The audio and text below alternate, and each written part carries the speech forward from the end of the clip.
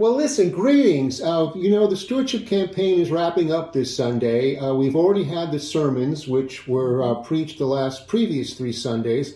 Blessed abundantly to share abundantly. The first was a response of gratitude. Then we talked about the response of sacrifice, and most recently, the response of generosity. While there won't be a stewardship sermon, there will be a moment for stewardship this Sunday, and we'll conclude our campaign.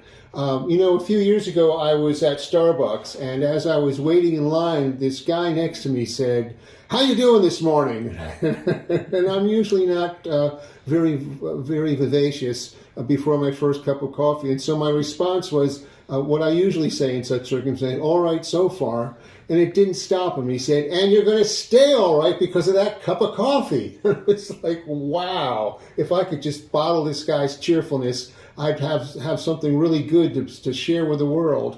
The word cheerful comes from the Greek hilaros, and it can be translated joyous, it can be translated willing and merry, it can be translated prompt to do things. But the most important translation is hilaros, can be translated hilarious. And we like to think in terms of giving that is that cheerful, that it's almost hilarious in what you do, digging deep in your pockets and just throwing money at people who need it, and especially to be able to have a joyful, cheerful, hilarious experience of being stewards of God's good creation. Beverly, what do you think? Well, I love your story. I think too often in the church, when we hear the word stewardship, we think of something grim and dutiful and maybe even guilty, and it's more of a shakedown than a hilarious experience. And I love the idea that one man in that coffee shop changed your whole day just by his joy. And we can do the same thing, and I think we do the same thing when we give out of our deep gratitude for all the gifts we've been given.